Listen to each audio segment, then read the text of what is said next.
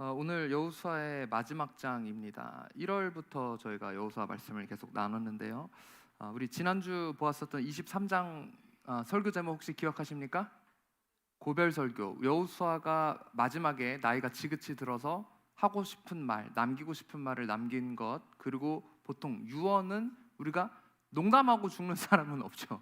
가장 내가 남기고 싶은 것, 중요하다고 생각하는 것을 유언으로 남기는 그 내용, 너무 중요한 설교라고 말씀드렸던 것이 23장의 내용입니다. 24장은 정말 마지막 장입니다. 이것 역시 고별 설교, 두 번째 고별 설교와도 같은 내용이라는 것이죠. 실제로 이 24장 마지막 고별 설교를 한 뒤에 여호수아의 죽음을 기록하고 있습니다. 그래서 지난주에 이어서 여호수아가 이스라엘 백성에게 전하고 싶은 가장 그 중요한 내용은 무엇이었는지, 어떤 내용을 여호수아가 이스라엘 백성에게 남기고 싶었는지 함께 우리가 좀 말씀을 나누고자 합니다. 여러분, 먼저 오늘 이 본문을 읽어가시면서 집중하셨으면 하나 알아차렸어야 하는 것이 있습니다. 바로 한 단어가 반복적으로 계속해서 나오고 있습니다. 혹시 어떤 단어인지 아십니까? 오늘 그 14절 15절 말씀 이렇게 한번 보시면 이 단어가 24장 전체적으로 반복이 되는데 14절 15절 두 구절에만 7번 나와요. 어떤 단어일까요? 네, 여호와 아닙니다. 네. 어떤 단어가 반복돼서 나오죠? 섬기다. 섬기다라는 단어가 14절 15절 두 구절에 7번 나옵니다. 7번. 그리고 24장 전체를 보면요 16번이나 등장합니다. 그만큼 이 24장 여호수아의 마지막 유언 중에 하나가 바로 섬김에 대한 내용입니다. 여호와를 섬겨라 라는 내용으로 우리가 정리를 할 수 있고, 너희가 누구를 섬기고 있으며 누구를 섬길 것인가에 대한 도전이 여호수아의 마지막 유언으로 우리가 생각할 수 있습니다. 먼저 이 24장 1절에 보게 되면요 여호수아가 사람들을 세겜에 모으게 됩니다. 원래 이때 당시 이 땅 분배를 하면서 사람들이 뭔가 모일 때 모이는 특정 장소가 있다라고 말씀을 드렸습니다. 거기가 혹시 어딘지 기억하십니까? 바로 실로입니다. 왜 실로에 모였었죠? 실로에 뭐가 있었기 때문에? 왜 하나님의 임재가 실로에 있죠?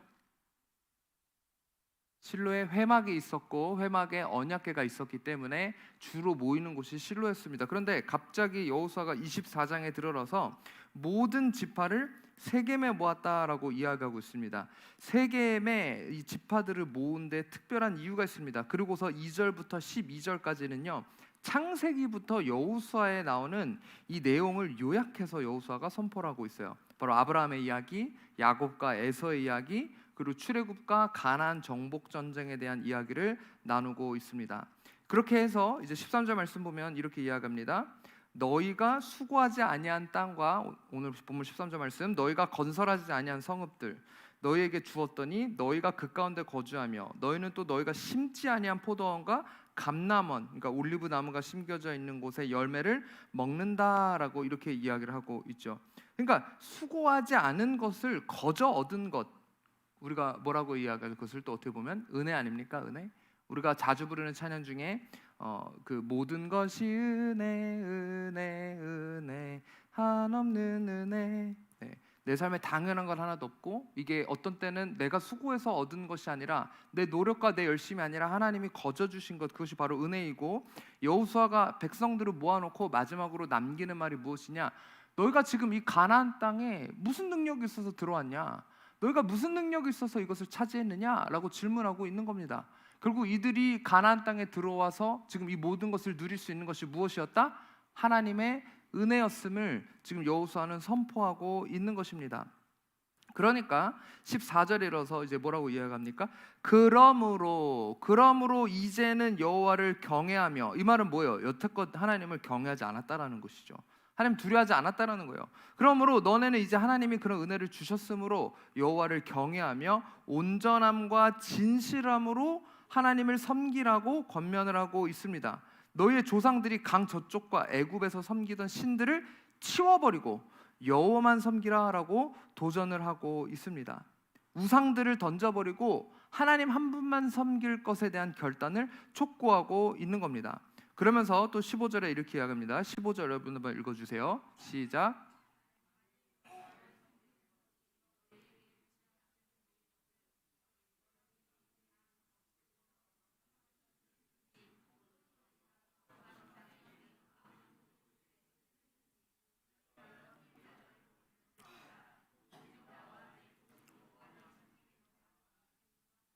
자, 지금 여기서 여호수아가 뭐라고 이야기하는 겁니까? 너네가 만약에 하나님을 섬기는 것이 너에게 좋지 않게 보이거든. 그러니까 너네가 하나님을 섬기는 게 탐탁지 않거나 내키지 않으면 스스로 누굴 섬길지 결정을 내리라는 거예요. 오늘 선택을 하라라고 선택을 촉구하고 있는 겁니다. 그러면서 아주 유명한 구절이죠. 여호수아는 뭐라고 이야기합니까? 그러나 오직 나와 내 집은 여호와를 섬기겠노라. 너희 모두가 어떤 결정을 한다 하더라도 나와 내 집, 우리 집은 여호수아를 비롯해서 그 가정은 하나님만 섬기겠다라는 믿음의 결단을 사람들 앞에서 공표하고 있는 것입니다. 자, 그리고 이 오늘 선택하라라고 이 도전을 하면서 이 여호수아가 뭐라고 촉구를 하고 있는 겁니까? 선택하라, 선택에 대해서 촉구하고 있는 것이죠. 우리 지난주 고별 설교에서도 일대천의 사람이 되라라고 이렇게 말씀을 드렸었죠. 여러분, 나중에 세월이 흘러서 갈멜산상에서 엘리야 선지자가 이 이스라엘 백성에게 비슷한 말을 합니다. 바로 바알 선지자들과의 대결을 앞두고 이스라엘에게 이렇게 이야기하죠. 열왕기상 18장 21절 한번 같이 읽겠습니다. 시작. 엘리야가 모든 백성에게 가까이 나아가 이르되 너희가 어느 때까지 둘 사이에서 머뭇머뭇하려느냐. 여호와가 만일 하나님이면 그를 따르고 바알이 만일 하나님이면 그를 따를지니라 하니 백성이 말 한마디도 대답하지 아니하는지라. 엘리야도 마찬가지로 우상 숭배가 만연한 이스라엘 앞에서 선택을 촉구하고 있는 거예요. 너네가 언제까지 양다리 걸치면서 둘사리에서 머뭇머뭇하려느냐. 머뭇머뭇하고 간 보지 말고 여호와가 하나님이면 하나님을 섬기고 바알이 하나님이면 바알을 섬겨라. 둘 중에 하나만 해라. 양다리 걸치지 말라라고 그 선택을 촉구하죠. 그랬더니 백성이 어떻게 했다고요? 말 한마디도 대답하지 않았다라고 이야기하고 있어요. 이것이 무슨 의미일까요? 백성들 입장에서 상황을 보고 정하겠다라는 거예요. 야, 너네 전투하고 있으니까 뭐 한번 생각해 볼게. 내가 보고 어떤 신이 나한테 잘해주는지, 어떤 신이 나한테 복을 주는지 내가 한번 보고 결정해 볼게라는 이런 스탠스, 이런 태도라는 것이죠. 마찬가지로 오늘 여호수아도 엘리야가 갈멜 산상에서 이스라엘 백성들에게 했었던 도전처럼 동일하게 도전하고 있습니다. 오늘 너희가 선택해라. 하나님이 너희 하나님으로 섬길 것이냐 아니면 다른 신이냐라고 그 선택을 촉구하고 있습니다. 그랬더니 이스라엘 백성이 이 선택에 대한 이 촉구를 듣고 뭐라고 대답하는지 한번 보십시오. 오늘 본문으로 다시 돌아와서 16절입니다. 백성이 대답하여 이르되 우리가 결단코 여호와를 버리고 다른 신들을 섬기기를 하지 아니하오리니. 그리고 17절 이는 우리 하나님 여호와께서 친히 우리와 우리 조상들을 인도하여 애굽 땅 종되었던 집에서 올라오게 하시고 우리 목전에서 그 큰 이적들을 행하시고 우리가 행한 모든 길과 우리가 지나온 모든 백성들 중에서 우리를 보호하셨으며. 그리고 18절 여러분 읽어주세요. 시작. 그래서 또 모든 백성들과 이 땅에 거주하던 아모리 족속을 우리 앞에서 쫓아내셨음이라. 그러므로 우리도 여호와를 섬기리니 그는 우리 하나님이시미니이다 하니라. 자, 그런데 여기서 뭐라고 이야기하고 있습니까? 우리가 여호와를 섬기겠다. 그러니까 하나님이 우리에게 어떤 일을 행하셨는지 당신 말씀대로 우리가 기억하면서 하나님을 섬기겠습니다라고 대답을 하고 있습니다. 근데 여기에 대한 여호수아의 대답이 굉장히 특이합니다. 19절에 보면 그러니까 여호수아가 먼저 어떤 신 섬길 거냐 정해라. 그러니까 이스라엘이 뭐 한 거예요? 하나님 섬기겠습니다. 그랬더니 여호수아의 대답이 이래요. 19절 여호수아가 백성에게 이르되 너희가 여호와를 능히 섬기지 못할 것은 그는 거룩하신 하나님이시요 질투하신 하나님이시니 너희의 잘못과 죄들을 사하지 아니하실 것임이라라고 이렇게 대답을 하고 있습니다. 이것이 무슨 말일까요? 그러니까 백성들이 지금 여호와를 섬기겠다라고 이야기하면서 이 원어를 보게 되면요, 그러니까 이방신을 우리가 완전히 버리고 하나님만 섬기겠다라는 그런 뉘앙스가 아니라는 거예요. 그러니까 지금 여기서 백성들의 말이 뭐냐면, 그러니까 우리가 그러니까 하나님도 섬기고 약간 다른 것도 섬기겠다라는 그런 뉘앙스를 비치니까 여호수아가 그것을 콕 집어서 이야기하고 있는 겁니다. 야, 너희 그런 태도로는 안 돼. 그러니까 하나님을 유일신으로 섬기겠다라는 정결한 다짐과 어떤 그런 결단으로 이야기를 해야지, 그런 식으로 뭐 이것도 내려놓지 않고 그런데 하나님을 섬기기는 섬기겠다라는 그런 태도로는 하나님을 섬길 수 없어. 그러니까 능히 여호와를 섬기지 못할 것이다라고 못 박아서 이야기하고 있지 않습니까? 그러면서 여기 지금 뭐라고 이야기하냐면 하나님은 어떤 하나님? 질투하시는 하나님이라고 지금 표현을 하고 있습니다. 여러분, 그런데 여기서 이 질투하시는 하나님이라는 원어적 표현은 사실은 용납하지 아니하신 하나님이라는 것이 더 올바른 번역입니다. 뭘 용납하지 않으십니까? 다른 신을 섬기는 것을 용납하지 아니하신다라는 거예요. 그래서 우리 지난주에도 말씀 나눴지만 결국 10계명을 주셨던 1, 2계명이 뭐에 대한 계명입니까? 이 하나님 외에 다른 신을 섬기는 것, 다른 것 앞에 절하는 것에 대한 계명을 1, 2계명으로 주셨었던 것처럼 하나님은 우상 숭배를, 하나님 외에 다른 것을 마음에 드리는 것을 결단코 용납하지 아니하시겠다라는 그런 단어가 쓰여졌다라는 것이죠. 근데 이것을 우리 몇 가지의 영어 성경과 또 우리 한국어 성경에서는 질투하시는 하나님이라고 이렇게 표현을 했습니다. 여러분, 우리 잠깐 질투라는 단어를 생각을 해볼까요? 우리가 어떤 때 질투를 합니까? 그러니까 질투할 만한 가치가 있어야 질투가 난다라는 것이죠. 그러니까 예를 들면 뭐 저랑 아무 상관이 없는, 그러니까 뭐 이 부부의 관계가 아닌 수연자매님이 남편분이랑 있는 것을 제가 본다고 질투가 날까요? 질투가 날 리가 없죠. 질투가 너무 이상한 거잖아요. 근데 제가 사랑하는 사람인 저의 아내가 뭐 다른 남자한테 좀 잘해준다라던가 하는 것을 보게 되면 질투가 날 수 있겠죠. 왜? 내가 사랑하는 사람이기 때문이에요. 그러니까 하나님이 질투하시는 하나님, 그러니까 그럴 만한 가치가 있어야. 무슨 말인지 이해하십니까? 우리를 향한 하나님의 사랑이 너무나도 크기 때문에 우리가 다른 마음을 갖는 것을 하나님은 결단코 용납하시지 않고 원하시지 않는다라는 거예요. 그러니까 내가 생각하는 것보다 하나님이 나를 향한 사랑이 너무나도 크시기 때문에 여기서 이 질투라는 표현을 사용하고 있다라는 것이죠. 다른 우상, 하나님 외에 그 다른 어떤 것에 내 마음을 쏟는 것, 하나님은 그것을 결단코 용납하지 않는다라는 것입니다. 여러분, 오로지 우리 하나님은요, 하나님 한 분만 바라보기를 원하십니다. 우리 하나님은요, 하나님 한 분만 사랑하길 원하십니다. 하나님을 믿는다라는 건 이런 사랑의 관계 안에 들어간다라는 것이죠. 예를 들어서 제가 결혼을 했지만서도 뭐 결혼하기 전과 같이 다른 여자도 만나보고 데이트도 하고, 이게 말이 됩니까? 결혼이라는 그 언약 관계 안에서 이것은 말이 되지 않는다라는 것이죠. 내가 그 사람만 사랑하겠다라고 서약을 했기 때문이에요. 그러니까 하나님과의 관계도 마찬가지입니다. 우리가 하나님을 섬기겠다라는 것, 하나님과의 사랑의 관계 가운데 들어가겠다라는 것이죠. 여러분, 어떤 한 청년이 예전에 저한테 이런 말을 했어요. 목사님, 저는 솔직히 주님이 너무 좋습니다. 그런데 다른 것도 너무 좋아요. 목사님, 이 세상 것도 너무 좋아요. 다른 것을 포기할 수가 없어요. 목사님, 저는 예수님이 너무 좋지만 정말 솔직히 세상이 너무 좋습니다. 저는 돈도 좋고요, 뭐 다른 뭐 쾌락적인 것도 너무 좋아요. 그런데 제 마음은 예수님도 좋아요. 이렇게 대답을 하더라고요.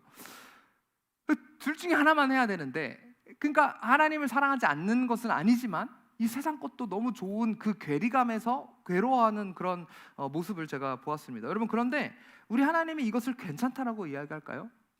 그런 마음이 당연하고 괜찮다라고 이야기를 할까요? 우리가 하나님보다 더 사랑하는 그 모든 것이 바로 우상이라는 것이죠. 세상의 쾌락적인 것, 내가 끊지 못하는 죄, 다른 누군가에게는 그것이 나 자신일 수도 있어요. 하나님을 사랑한다고 하지만 내 뜻이 먼저예요. 내 감정이 먼저예요.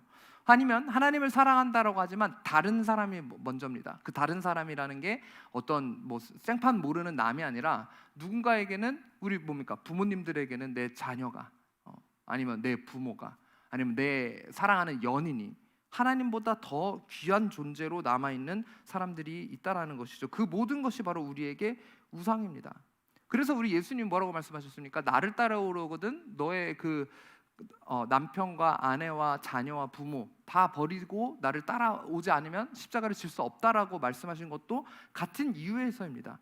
물론 신천지나 이런 데서는 진짜 막 다 버리라고 이야기하지만 그런 의미가 아니죠. 그러니까 그만큼 하나님보다 그 무엇도 우리가 우선으로 둬서는 안 된다는 거예요.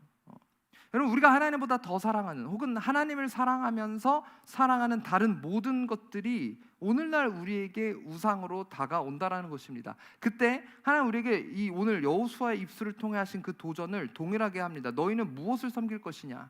하나님을 섬길 것이냐? 세상을 섬길 것이냐? 하나님을 섬길 것이냐? 너 자신을 섬길 것이냐? 하나님을 섬길 것이냐? 돈을 섬길 것이냐? 하나님을 섬길 것이냐? 다른 누군가를 섬길 것이냐? 여러분, 절대 하나님과 이 세상을 하나님과 돈을, 하나님과 쾌락을 겸하여 섬길 수 없습니다. 오늘 우리에게도 이 여호수아 말씀을 통해 동일하게 질문하십니다. 너희는 무엇을 섬길 것이냐? 너희가 어느 때까지 머뭇머뭇하겠느냐? 그래서 이 질투하신 하나님이라는 표현을 하면서 여호수아는 또 이렇게 촉구하고 있습니다. 자, 21절 보십시오. 자, 백성이 여호수아에게 말하되 아니니이다 우리가 여호와를 섬기겠나이다 하는지라. 22절 여호수아가 백성에게 이르되 너희가 여호와를 택하고 그를 섬기리라 하였으니 스스로 증인이 되었느니라 하니 그들이 이르되 우리가 증인이 되었나이다 하더라. 그리고 23절에 이렇게 합니다. 여호수아가 이르되 그러면 이제 너희 중에 있는 이방 신들을 치워버리고 너희의 마음을 이스라엘의 하나님 여호와께로 향하라 하니 24절 읽어주세요. 시작. 백성이 여호수아에게 말하되 우리 하나님 여호와를 우리가 섬기고 그의 목소리를 우리가 청종하리이다 하는지라. 자, 질투하시는 하나님에 대해서 이야기하면서 너희가 만약 다른 신을 섬기면 하나님 너에게 벌 주실 것이다 라고 이야기를 하고 있는 거예요. 그래도 정말 하나님을 섬기겠느냐? 라고 질문을 했을 때 21절 말씀에 이렇게 이야기합니다. 백성이 여호수아에게 말하되 아니니이다 우리가 여호와를 섬기겠나이다. 그러니까 20절 말씀에서 너네가 하나님을 섬기겠다라고 이야기하면서 하나님을 버리고 이방신을 섬기면 복을 내리신 후에라도 재앙을 내리실 수 있다. 그래도 섬길 거냐라는 이 촉구에 21절에 예 그래도 하나님을 섬기겠습니다. 자, 그럼 22절에 뭐라고 이야기하냐면 그러면 너희 진짜 하나님을 선택하고 하나님을 섬기기로 한 것이다. 그러면 너희의 증인이 되라라고 이야기합니다. 이 증인이 되라고 하는 것이 어떤 의미입니까? 서약을 하라라는 말이죠. 맹세를 하라는 말이죠. 그러니까 이것을 어기게 되면 너희가 정말로 처벌을 받고 진짜 이것이 거짓이 아니라 사람들 앞에서 결단하면서 하는 어떤 이런 그 행동을 여기서 여호수아가 만들어주고 있는 거예요. 그러면서 23절에 너희가 맹세만 하라라고 하는 것이 아니라 이제 어떤 행동을 촉구하죠. 어떤 행동입니까? 바로 이방 신을 실제로 치워버릴 것, 없애버릴 것에 대해서 이야기하고 있습니다. 이 치워버리다라는 게 단순히 옆으로 치우라는 게 아니라 정말 그 아예 제하여 없애다라는 그 단어가 쓰여졌거든요. 그러니까 정말로 이걸 옆으로 치우는 게 아니라 이방 모든 신들이랑 관련된 거를 다 낱낱이 찾아서 없애라고 이야기하면서 뭐라고 이야기합니까? 너희 마음을 하나님께로만 향하라라고 촉구하고 있습니다. 그러니까 아까 14절에서도 요 얘기를 했죠. 14절에서도 너희가 섬기던 그 신들을 치워버리고 없애버리고, 그래서 14절에서도 이야기했는데 지금 여기 23절에서도 동일하게 그 모든 신을 없애버리라라고 한 번 더 강조해서 이야기하고 있습니다. 자, 그런데 이 마지막 권면에 대해서 이스라엘이 뭐라고 대답하냐면 24절에 네, 우리가 그를 섬기고 그의 목소리를 우리가 청종하겠습니다. 그의 목소리를 우리가 듣겠습니다. 그 음성에 순종하겠습니다 라고 이렇게 대답을 하게 됩니다. 그리고 그것에 대한 증거로 25절 말씀 보면 이렇게 이야기합니다. 25절 읽어주세요. 시작. 그날에 여호수아가 세겜에서 백성과 더불어 언약을 맺고 그들을 위하여 율례와 법도를 제정하였더라. 그것에 대한 증거로 여호수아는 백성들을 위해 하나님과 언약을 맺었다라고 이야기하고 있습니다. 여러분, 우리 거듭 말씀드리지만 언약은 약속하고 다릅니다. 약속은 뭐 어길 수 있는 거예요. 근데 언약은요, 계약과도 같은 개념이라 그랬죠. 내가 이 언약을 어기게 되면은 그 내가 보증으로 걸었던 것들, 그러니까 이것을 뭐 뺏기게 되는 것이죠. 어떤 손해를 우리가 볼 수 있기 때문에 이 언약은 파기할 수가 없는 그런 부분이에요. 쉽게 파기할 수 없습니다. 그리고 지금 이 사람들이 이 언약을 맺고 있는 장소가 어디라고 이야기하고 있죠? 세겜. 아까 1절에서도 제가 말씀드렸지만 보통은 실로에서 모였지만 회막이 있는, 지금 실로가 아니라 갑자기 세겜에 모여서 여호수아가 마지막 어떤 이런 유언들을 남기고 언약을 맺고 있어요. 여기에는 특별한 이유가 있습니다. 여러분, 이 세겜이라는 장소는요, 아브라함이 처음 가나안 땅, 그러니까 아브라함이 그 아버지 우루 친척 본토 아비집에 있을 때 내가 너에게 명한 곳으로 가라라고 하면서 가나안 땅을 향해 나아갑니다. 그러면서 이 가나안 땅에 딱 들어와서 하나님 앞에 처음 제단을 쌓았던 곳이 바로 이 세겜이라는 장소입니다.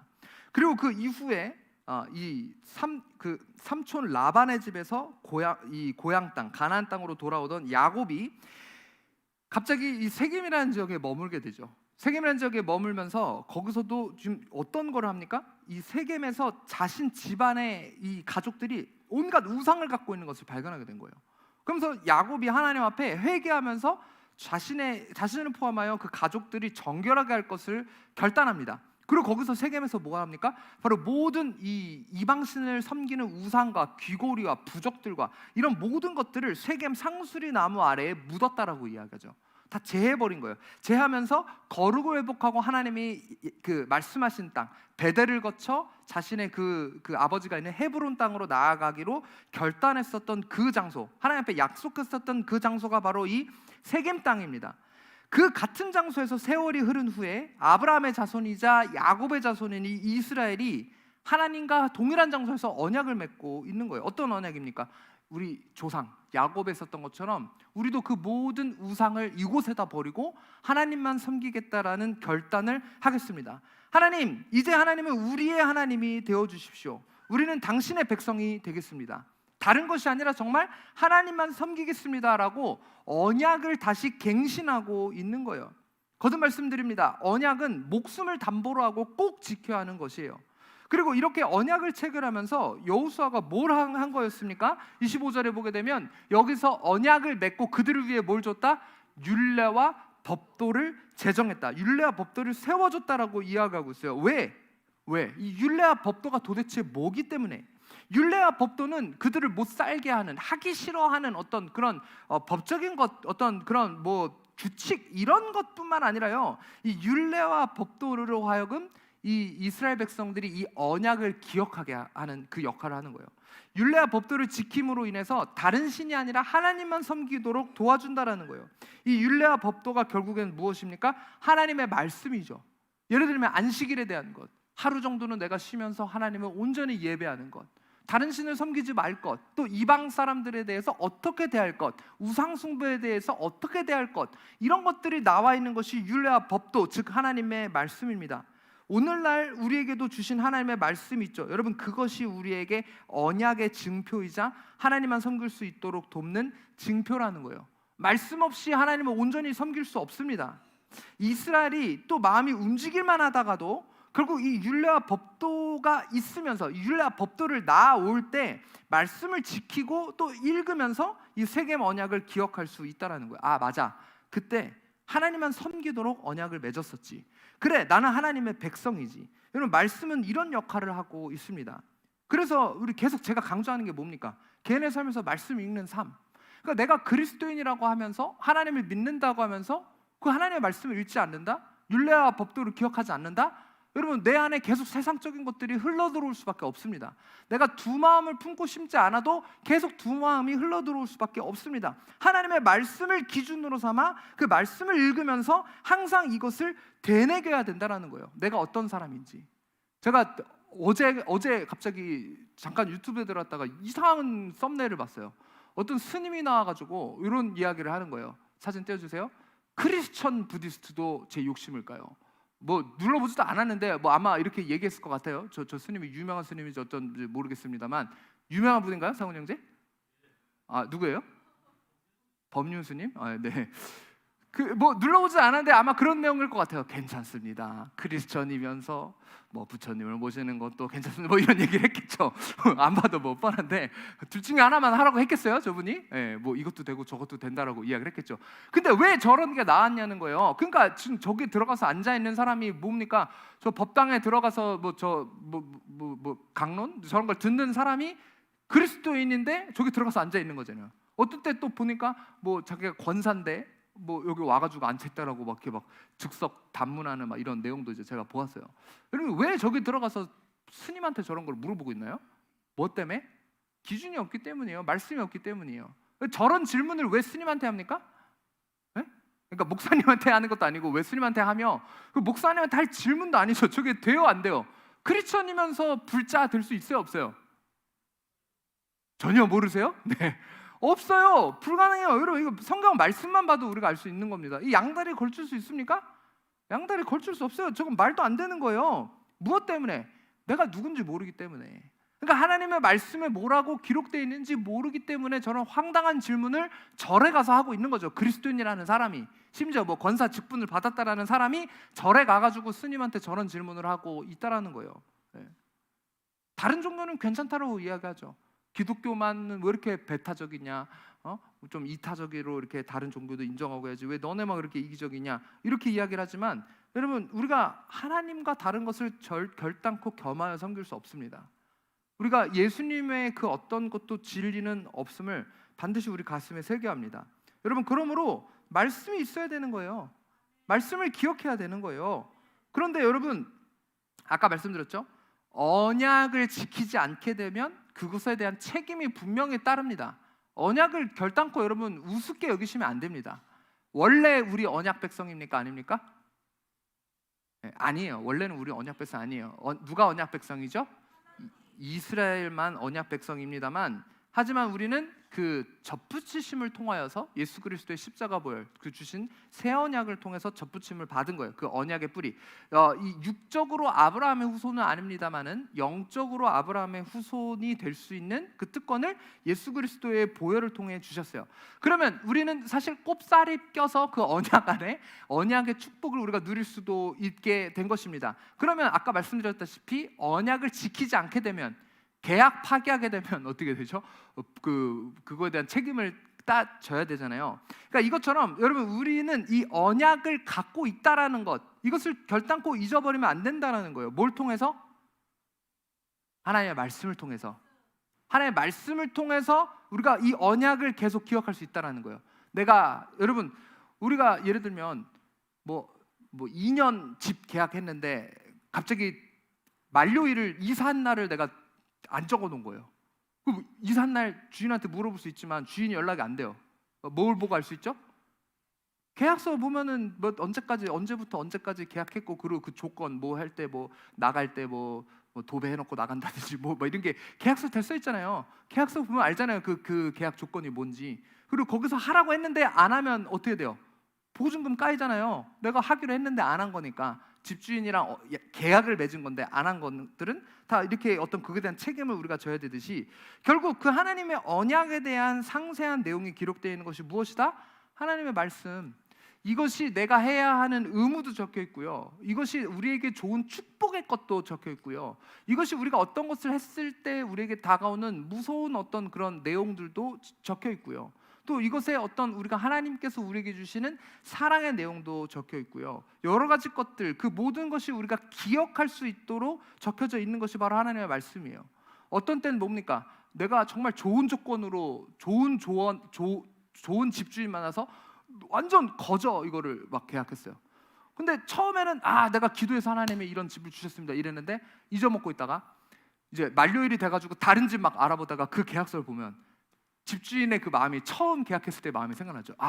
그래 이 집주인이 나한테 이런 은혜를 베풀어 줬지. 이런 것을 통해서 나에게 이 집을 이렇게 거의 거저 줬지. 맞아 그때 하나님 나한테 이랬었지라는 것을 기억할 수 있는 것처럼 이 하나님의 말씀이 내가 해야 하는 의무적인 것만 적혀 있는 답답한 책이 아니라 내가 죄인된 나를 하나님이 이렇게 사랑해 주셨지. 하나님 나한테 이렇게 행해 주셨지라는 그 모든 은혜를 기억할 수 있는 것이 하나님의 말씀이라는 거예요. 여러분은 이 하나님의 말씀을 보면서 그 하나님의 언약을 기억하면서 그 은혜를 기억하면서 하나님의 백성으로 살아가고 계십니까? 저희가 요양원에 이제 많은 어르신들이 치매 어르신들이 많이 있어요. 그래서 제가 이제 가끔 아주 가끔이긴 합니다만 올라가서 뭐를 고쳐드린다던가 뭘 할 때가 있는데 어떤 어르신이 이제 저를 보고 잘생긴 총각이네. 결혼했어? 예, 저 원장 남편입니다. 그러세요? 아주 청년인 줄 알았네. 우리 손녀 소개시켜 주려고 그랬지. 이제 그러시더라고요. 그래서 예 이러고 일주일 있다 또 갔습니다. 그 할머니가 또 저를 보고 잘생긴 청년이네. 결혼했어? 예, 저 여기 원장 남편입니다. 네, 그래? 그 다음 주에 또 갔습니다. 잘생긴 청년이네. 결혼했어? 무한반복. 뭐 때문에? 치매 때문에. 그래서 제가 여기다 원장 남편 이렇게 옷 입고 한번 갈까 이렇게 생각도 하고 있는데, 네, 여러분 이제 치매 걸리신 분들은 이게 잊어먹고 싶어서 계속 잊어먹는 게 아니잖아요. 이게 조금 그런 경우가 있는데 한번 제가 이런 얘기를 들었어요. 지금은 돌아가셨지만 저희 이제 미디어팀 섬기는 병준 형제 할머님이 100세가 넘어가지고 이제 이렇게 돌아가셨거든요. 근데 이제 돌아가시기 전에 굉장히 정정하시다가 돌아가셨어요. 근데 경증 치매가 있을 때 이제 자녀들, 손자들 이렇게 볼 때 가끔씩 이름이 기억이 안 나고 누군지 기억이 안 나시더래요. 원래 건강하시다가. 근데 너무 제가 그 병준 형제 얘기를 듣고 깜짝 놀란 게 뭐냐면 자신의 이 자녀들과 손자들, 손녀들을 잃어버리지 않으려고 노트에다가 내 자녀가 누구 있고 그 밑에 손자, 손녀가 누구 있는지를 계속 적고 또 적고 그거를 또 보고 또 보고. 그래서 누가 찾아왔을 때 아, 네 할머니 저 누굽니다 라고 이야기했을 때 그 노트를 보고 아 그래 너 누구지 라고 이 기억을 하려는 노력을 하셨다는 얘기를 듣고 제가 되게 놀랐어요. 여러분 이걸 우리가 적고 또 적고 왜 그 할머니가 병준이 할머니가 적고 또 적었을까요?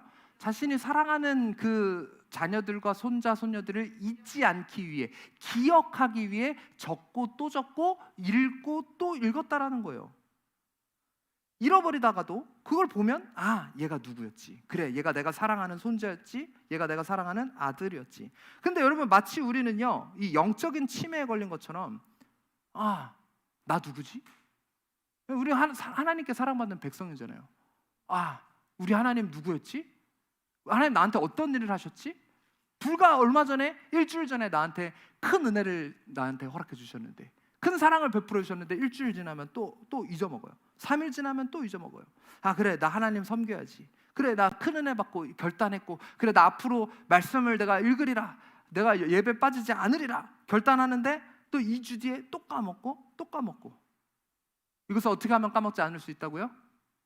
하나님의 말씀을 계속 기억하고 읽고 또 읽고 그 말씀을 향해 나아가 우리의 가슴에 새기고 또 새겨야 잊지 않을 수 있다는 거예요. 아 맞아 나는 하나님의 백성이었지. 아 맞아 나 세상이 아니라 하나님만 섬기기로 결단했었지. 아 맞아 나 하나님만 섬기기로 하나님의 사랑을 의심하지 않기로 결단했었지. 그것을 우리가 하나님의 말씀을 통해 읽고 또 읽고 적고 또 적고 함으로 인해 우리의 가슴에 새길 수 있다라는 거예요. 그 예전에 인터넷에 이제 제가 보니까 어떤 사람의 얘기가 올라오는 거예요.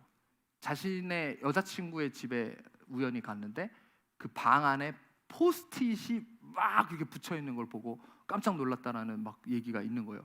그래서 제가 이거 보니까 나중에 보니까 실제 얘기가 아니고 소설 광고예요, 책 광고. 그래서 보고 아 이거 뭐야 진짜인 줄 알았네 이랬는데 그게 그 얼마 뒤에 이제 영화로 나와가지고 그게 예고편이 이렇게 있었거든요.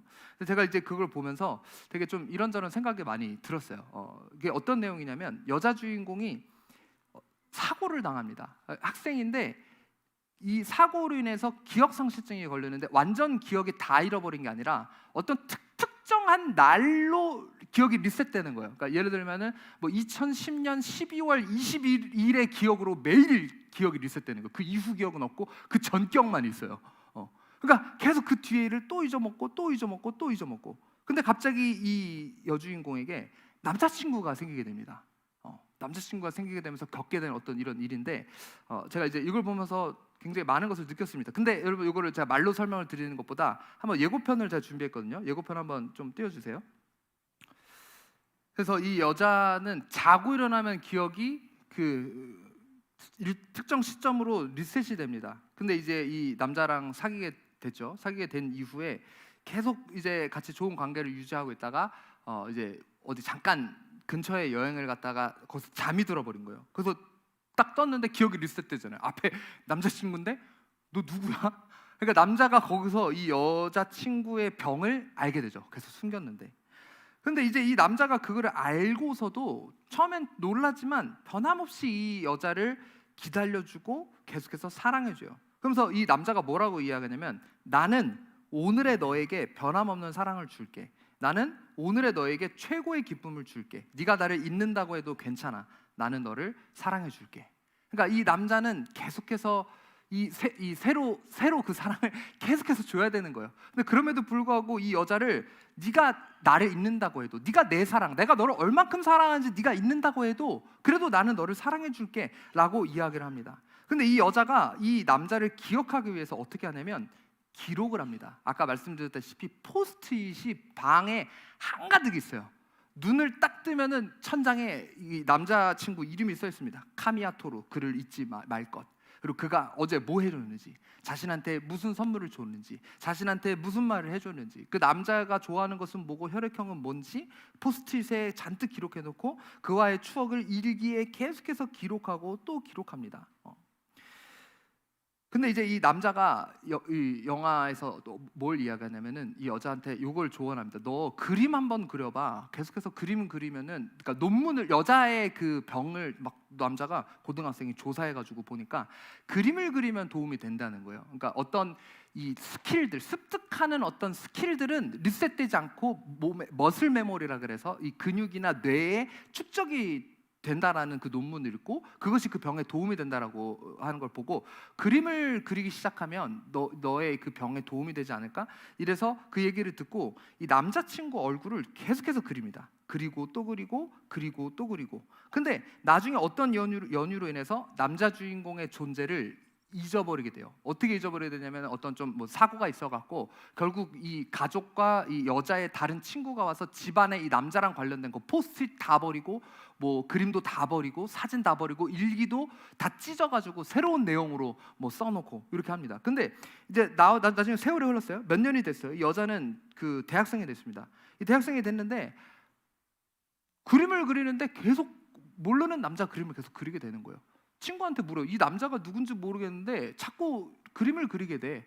친구가 뭐 깜짝 놀라지만 모르는 척하고 이렇게 이야기합니다. 아, 모델이었는데 좀 잘생겨서 네가 기억이 났나 봐. 근데 그런 것 치고는 계속 이게 그림을 그리게 돼요. 그림을 그리고 또 그리고 또 그리면서 서서히 그 남자에 대한 존재를 떠올리게 됩니다. 그리고 이제 뭐 병이 결국에는 이 기억이 돌아오게 되는데 여러분 이 영화를 보면서 제가 이런 생각이 들었습니다. 우리는 하나님의 사랑의 메시지를 읽지 않기 위해 계속해서 또 기록하고 또 기록하고 또 그리고 또 그리고 또 기억하려고 노력하고 있나? 반복해서. 지금 이 여자 주인공은 자기가 사랑하는 그 남자를 잊지 않기 위해 또 기록하고 또 기록하고, 그렇지만 자고 일어나면 그 모든 기억이 리셋되고 또 까먹어요.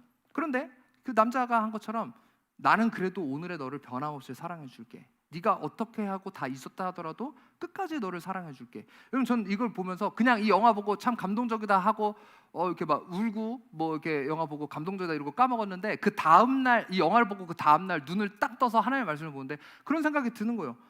남자 주인공의 그 대사가 되게 하나님의 대사처럼 느껴졌어요. 우리 또 까먹고 또 까먹고 또 까먹고 다짐하는데 또 까먹어요. 근데 하나님 계속 이야기해 주는 거예요. 그래도 사랑하는 딸아, 사랑하는 아들아, 내가 오늘 너를 변함없이 사랑해 줄게. 네가 나를 어떻게 하더라도, 네가 그 내 사랑을 잊어먹는다 하더라도 내가 너를 변함없이 사랑해 줄게. 여러분, 그런데 이 사랑을 받는 여자는요, 그 사랑을 기억하기 위해 엄청난 노력을 합니다. 엄청난 노력을 해요. 그런데 우리 어떤 노력을 하고 있습니까? 그것을 기록하기 위해 힘쓰고 있습니까?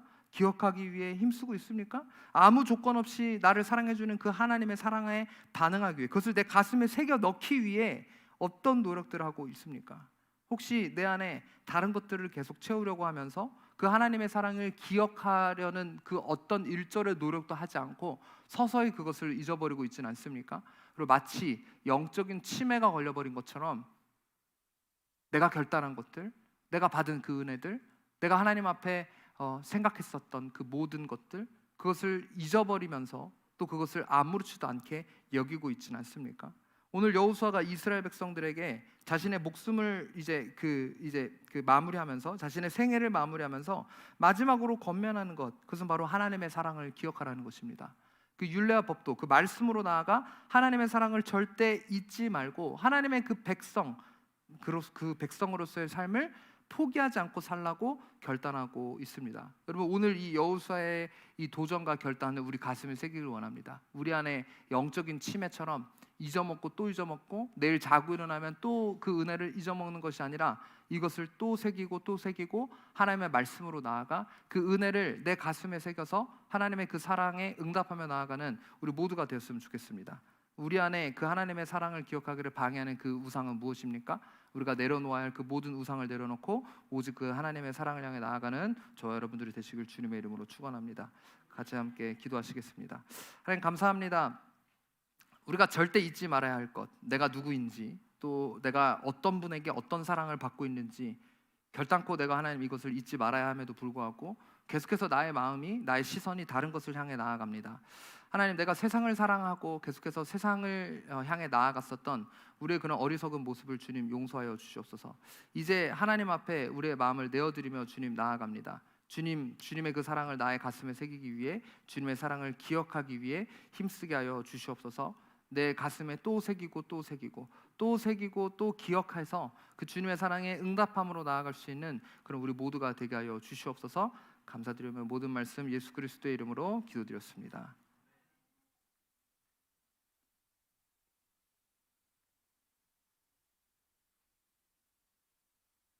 내가 주인 삼은 우리 찬양하시면서 주님 앞에 준비하신 예물 올려드리도록 하겠습니다.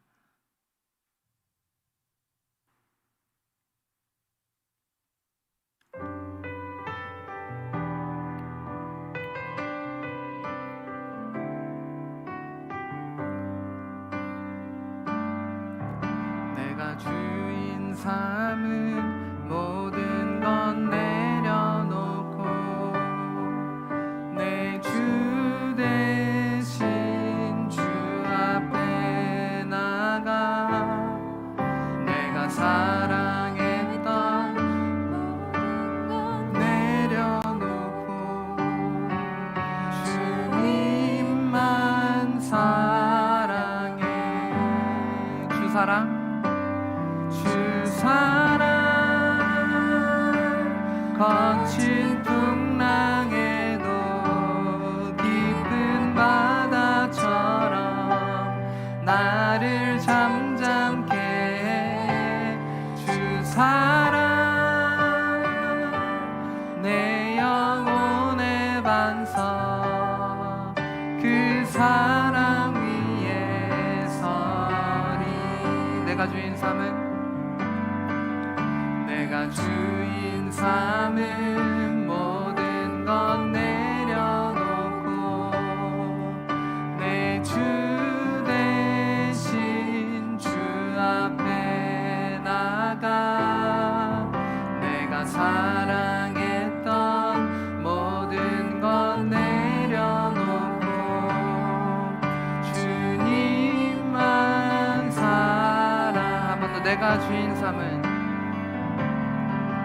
내가 주인 삼은 모든 건 내려놓고 내 주 대신 주 앞에 나가 내가 사랑했던 모든 건 내려놓고 주님만 사랑해.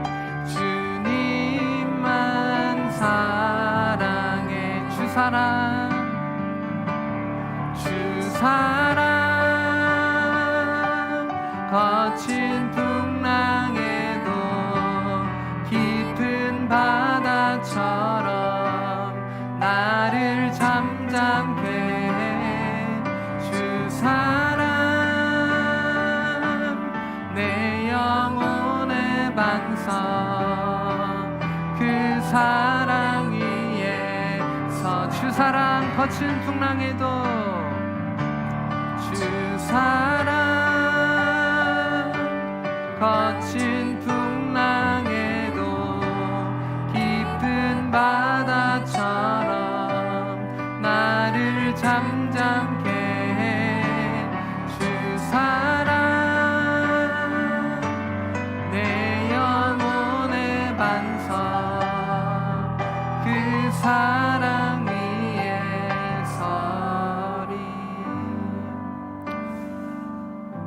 하나님, 그렇습니다. 주님의 그 사랑 위에 우리가 서길 원합니다. 하나님, 내가 주인 삼은 그 모든 것, 예수 그리스도 외에 그 모든 내가 사랑하는 것들 주님의 발 앞에 이 시간 내려놓고 오직 그 주님의 사랑을 우리의 가슴에 새기고 또 새겨 기억하길 원합니다. 하나님, 내 삶 가운데 다른 것으로 채우지 않고 오직 그 주의 사랑과 은혜를 우리가 기억함으로 주님께 사랑받는 백성으로서 그 언약을 받은 사람으로서 합당한 삶을 살며 나아갈 수 있는 우리가 되게 하여 주시옵소서. 하나님이 우리에게 주신 것은 하기 싫은 여러 의무, 나를 올가매는 그런 의무가 아니라 정말 그 주님의 사랑과 은혜를 온전히 누리기 위해 우리에게 많은 그런 명령들을 주셨으니 하나님의 그 율례와 법도 곧 말씀을 향해 나아가 그 하나님의 그 사랑을 받는 자로서의 합당한 삶을 살며 온전히 그것들을 온전히 누릴 수 있는 또 우리 한 사람 한 사람이 되게 하여 주시옵소서. 여전히 주님의 사랑을 받기를 꺼려하거나 그것을 받지 못하고 경험하지 못하는 영혼들이 있다라면 하나님 그들의 마음을 붙들어 주시옵시고 또 주님 앞에 그 사랑을 받았으니 그 은혜를 받았으니 감사의 마음으로 예물을 올려드린 손길들 주님 기억하여 주시옵소서. 주님 그래서 이 예물이 쓰여지는 곳곳마다 동일한 그 하나님의 사랑과 그 은혜가 흘러 넘쳐날 수 있는 그런 역사가 있게 하여 주시옵소서. 감사드리며 모든 말씀 예수 그리스도의 이름으로 기도드렸습니다.